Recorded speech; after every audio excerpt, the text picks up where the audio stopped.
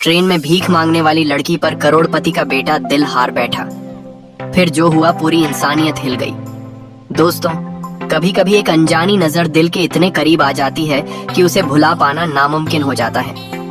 एक अमीर लड़का जिसके पास सब कुछ था, दौलत, इज्जत, रुतबा, लेकिन ट्रेन के एक सफर में वो एक भीख मांगने वाली लड़की की सादगी पर ऐसा दिल हार बैठा जैसे बरसों से उसी की तलाश कर रहा हो।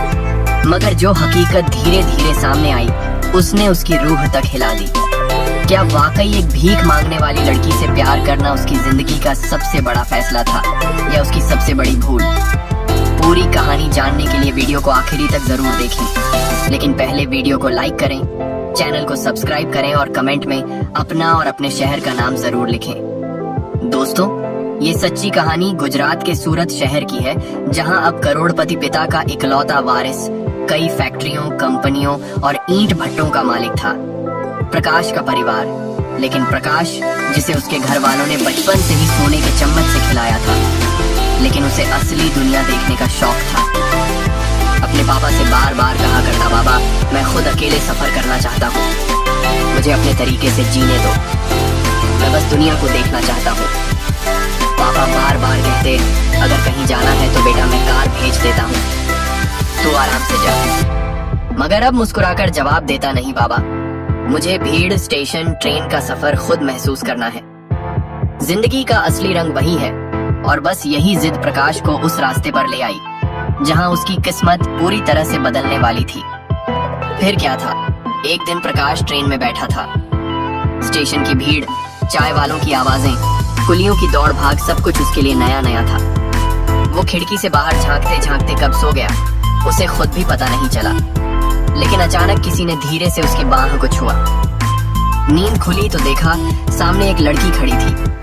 उम्र कोई 20 से 21 साल, घाघरा चोली पहनी थी, कपड़े फटे पुराने थे, लेकिन चेहरा ऐसा जैसे भगवान ने खुद फुर्सत में बनाया हो, जैसे किसी परी ने गलती से इंसानों के बीच जन्म ले लिया हो। प्रकाश ने फौरन जेब से RS-20 निकाले और उसके हाथ में रख दिए। लेकिन जैसे ही उसकी नजर लड़की के चेहरे पर पड़ी, वो चेहरा उसकी आंखों में कुछ ऐसे उतर गया जैसे किसी नागिन की आंखों में उसके दुश्मन का चेहरा बस जाता है। लड़की चुपचाप पैसे लेकर दूसरे डिब्बे में चली गई, लेकिन प्रकाश का दिल वहीं ठहर गया था। बिना कुछ सोचे समझे वो भी उठकर उसके पीछे पीछे चला गया। दूसरे डिब्बे में पहुंचकर उसने इस बार 1000 की गड्डी निकालकर उसके हाथ पर रख दी। लड़की ने हैरान होकर पूछा, बाबूजी कहीं गलती से तो नहीं रख दिया?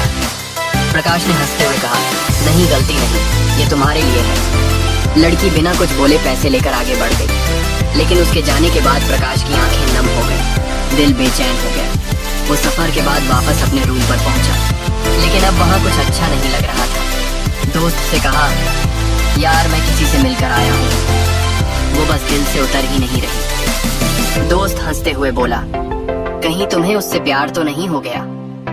प्रकाश ने धीरे से कहा, शायद रात को सोया तो सपना भी उसी लड़की का आया।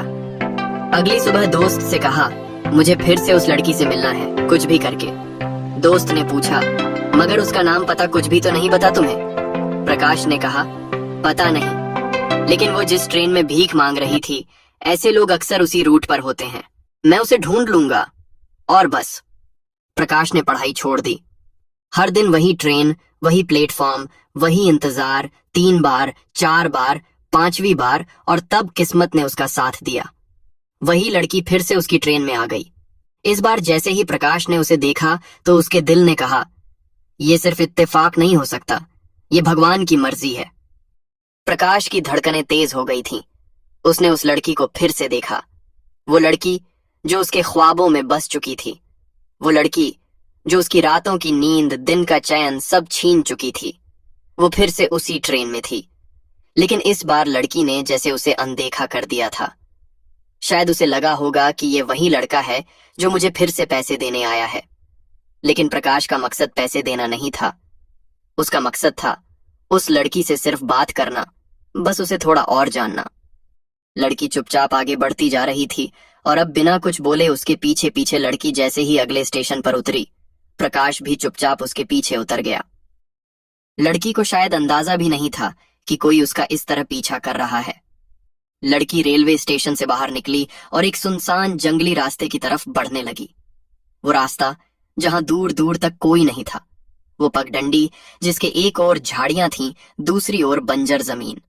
प्रकाश का दिल बार बार धड़क रहा था। एक अनजानी जगह, अनजान लड़की, लेकिन उसके कदम जैसे खुद चल रहे थे। वो रुक नहीं सका। काफी देर चलने के बाद लड़की एक छोटे से गांव में पहुंची, जहां कच्चे घर थे, झोपड़ियां थीं, फूस की छत थी। लड़की एक टूटी फूटी सी झोपड़ी में चली गई और पास के एक पेड़ के पीछे छुपकर देखने लगा। वो देख रहा था कि झोपड़ी के अंदर क्या हो रहा है। लड़की ने अंदर जाकर कुछ पैसे अपनी माँ को दिए। माँ, आज कुछ ज्यादा मिल गया, बाबा की दवाई खरीद लेंगे। माँ ने बेटी को सीने से लगा लिया। बेटी, तू सच में हमारे भगवान है, तेरे बिना ये घर नहीं चलता। प्रकाश की आंखें नम हो गईं। उसने देखा लड़की का बाबा लकवे से पीड़ित था, चल भी नहीं पाते थे। दो छोटे छोटे भाई बहन भी थे जो बेतरतीब कपड़ों में घर के बाहर मिट्टी में खेल रहे थे। ये सब नजारा देखते देखते रात हो गई थी। माँ ने बेटी से कहा, बेटी जा भैंस को चारा डाल दे। लड़की चारा लेकर चली और प्रकाश उसके पीछे पीछे। तभी लड़की ने पलट कर देखा। आप यहाँ क्या कर रहे हो? प्रकाश उसकी आंखों में झांकता रहा, कुछ बोल ही नहीं पाया। लड़की थोड़ी डर गई। बोलो बाबूजी, आप पैसे लेने आए हो? माफ करना, पैसे तो बाबा की दवाई में खर्च हो गए।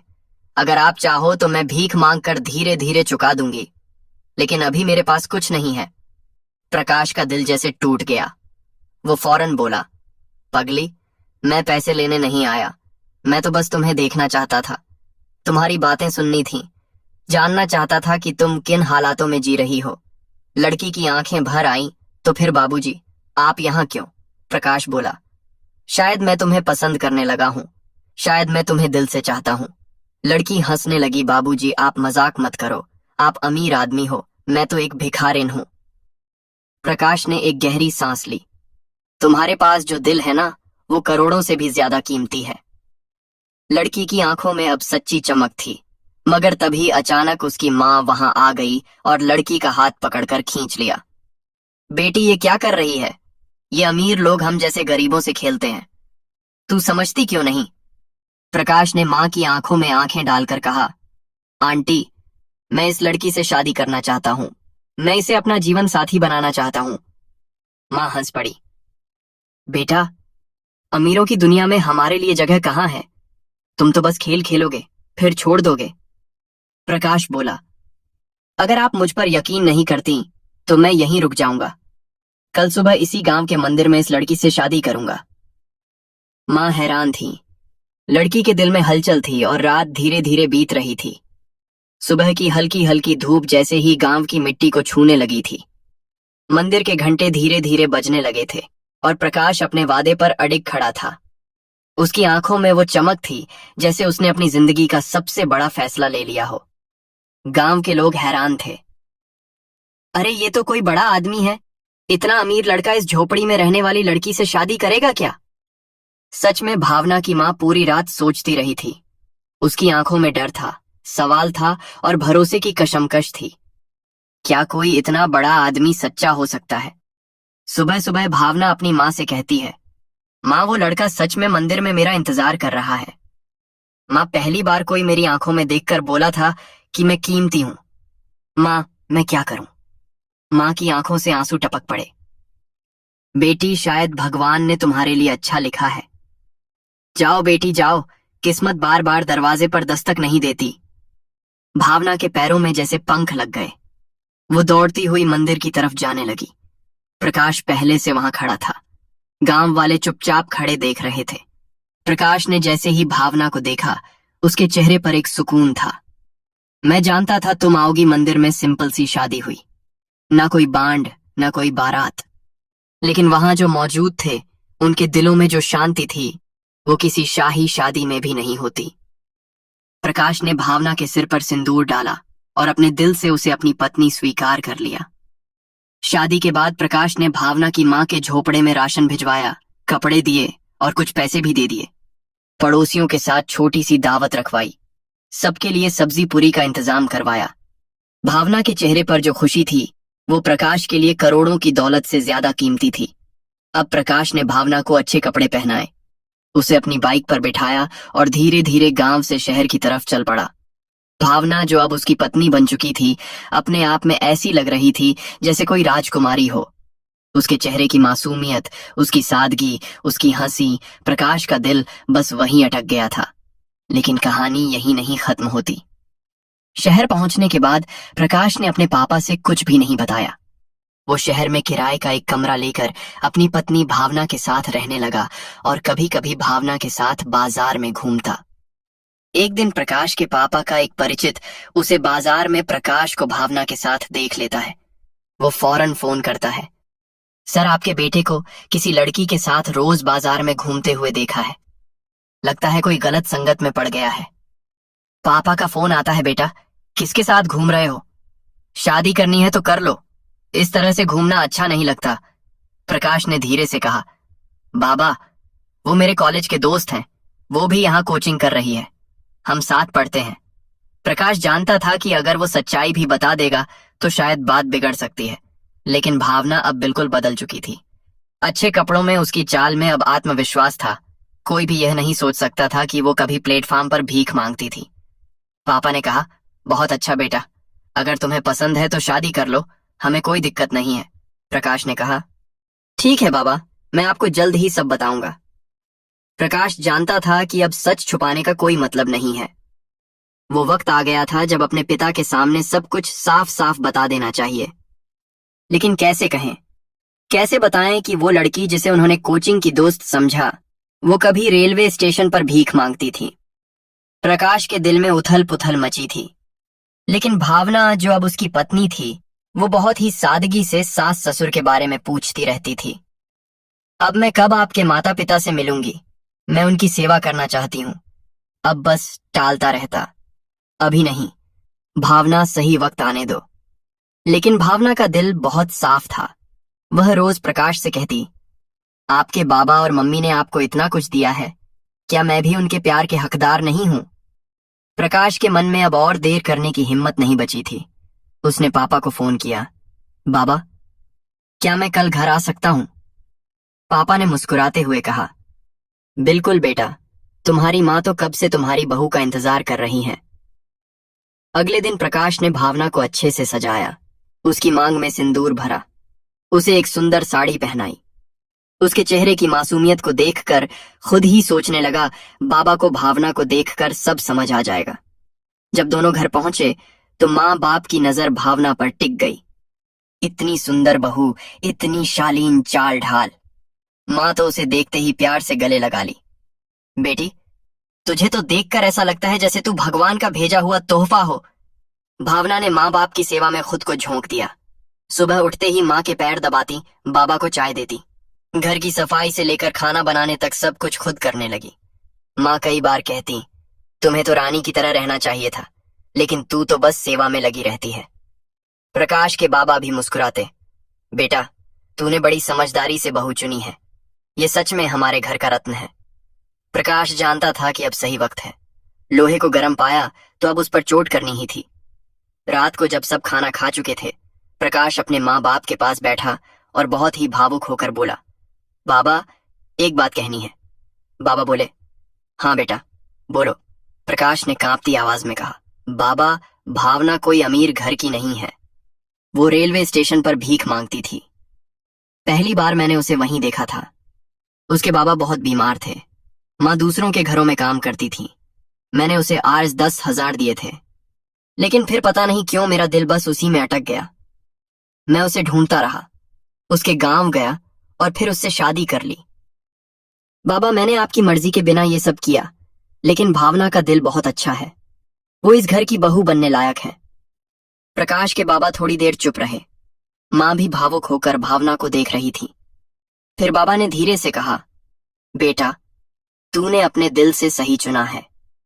अगर मैं तुझे किसी अमीर बाप की बेटी से ब्याह देता तो क्या वो इस घर में ऐसे सेवा करती? पैसा तो कहीं भी मिल जाएगा, लेकिन जो प्यार, जो अपनापन, जो इज्जत इस बहू ने इस घर को दी है, वो अमूल्य है। माँ भी भावना को गले लगाते हुए रो पड़ी। बेटा, अगर तू हमारे घर की बहू ना होती तो शायद ये घर अधूरा रह जाता। प्रकाश के बाबा ने कहा, अब हमें भावना के माँ बाप को भी अपनाना चाहिए। चलो बेटा, हमें उनके घर चलना है। अगले ही दिन प्रकाश अपने माँ बाप को लेकर भावना के गांव पहुंचा। वो गांव जहां झोपड़ियां थीं, टूटी फूटी दीवारें थीं और गरीबी का दर्द हर चेहरे पर साफ झलकता था। लेकिन आज उसे गांव में जैसे एक अलग ही रौनक थी। भावना के बाबा, जो पहले झोपड़ी के बाहर एक पुरानी चारपाई पर लेटे रहते थे, आज जैसे उनकी आंखों में भी उम्मीद की नमी थी। जब प्रकाश के बाबा और माँ झोपड़ी के अंदर आए तो भावना के माँ बाप घबरा गए और बोले, बाबूजी, हमने आपकी जाति नहीं देखी, आपका कद नहीं देखा, बस अपनी मजबूरी में बेटी को ब्याह दिया। माफ कर दीजिए बाबूजी, हम गरीब लोग हैं। अरब के बाबा उनके पास जाकर हाथ जोड़ लिए। अरे नहीं भैया, आज से आप हमारे अपने हो। आपकी बेटी ने हमारे घर को जो प्यार दिया है, जो इज्जत दी है, वो दुनिया की किसी अमीरी से बड़ी है। भावना की मां रोने लगी। हम तो सोच भी नहीं सकते थे कि हमारी बेटी कभी इतनी इज्जत पाएगी। हम तो सोचते थे भीख मांगकर जैसे तैसे ये जिंदगी कट जाएगी। प्रकाश की मां ने भी आकर भावना के माँ बाप के सामने हाथ जोड़कर कहा, आज से हम एक ही परिवार हैं। अब ये झोपड़ी नहीं रहेगी। हम आपके लिए पक्का घर बनवाएंगे और आपके लिए एक दुकान भी खुलवाएंगे। गांव वालों की आंखों में भी चमक आ गई। वो कहने लगे, अरे सच में कभी कभी किस्मत ऐसी करवट लेती है जो सब कुछ बदल देती है। थोड़े ही दिनों में प्रकाश के बाबा ने अपने लोगों को भेजकर भावना के माँ बाप का पक्का घर बनवाया, एक छोटी सी दुकान खुलवाई और भावना के बाबा को बैठा बैठा कारोबार करने का मौका मिल गया। भावना के बाबा की आंखों में खुशी थी। बेटा, जो मैंने कभी सपने में भी नहीं सोचा था, वो तूने सच कर दिखाया। प्रकाश ने मुस्कुराकर कहा, बाबा, आपने भावना को जन्म दिया, मैंने तो बस उसे जिंदगी दी। भावना के परिवार में अब गरीबी की जगह खुशियां ए गई थीं। भावना अब अपनी सास ससुर की दिन रात सेवा करती और उसके माँ बाप अपने नए घर में सुकून की सांस लेते थे। प्रकाश के बाबा अक्सर कहते, अगर मैं अपने बेटे की शादी किसी अमीर घर में करता तो शायद मुझे पैसे मिल जाते, लेकिन इतनी सच्ची बहू नहीं मिलती। अब भी भावना का हाथ पकड़कर कहता, भावना, तुमने तो मेरी दुनिया ही बदल दी। भावना हंसते हुए कहती, अगर आप मुझे उस दिन RS-20 देकर चले जाते तो शायद हम आज कभी नहीं मिलते। प्रकाश की आंखों में आंसू थे। नहीं भावना, तुम्हें देखकर समझ आ गया था कि तुम सिर्फ भीख मांगने वाली लड़की नहीं हो, तुम मेरी किस्मत हो। कई बार उल्टे रास्ते भी सीधा मंजिल दे जाते हैं। कई बार जिंदगी वहीं से शुरू होती है जहां हम उम्मीद छोड़ देते हैं। दोस्तों, क्या आप मानते हैं कि अमीरी गरीबी से बड़ा होता है दिल का रिश्ता? क्या आप भी मानते हैं कि प्यार किसी जात, पैसे या रुतबे का मोहताज नहीं होता? बताइए, क्या अगर आपके सामने ऐसा कोई मौका आए तो आप भी दिल से वही फैसला लेंगे जो प्रकाश ने लिया? अपनी राय कमेंट में जरूर बताइए और अगर आपको यह कहानी दिल से छू गई हो तो वीडियो को लाइक करें, फेसबुक पर शेयर करें और मेरे चैनल ज्ञानी धाम को सब्सक्राइब जरूर करिए। फिर मिलेंगे एक और सच्ची और दिल को छूने वाली कहानी के साथ। तब तक खुश रहिए, अपनों के साथ रहिए। जय हिंद, जय भारत।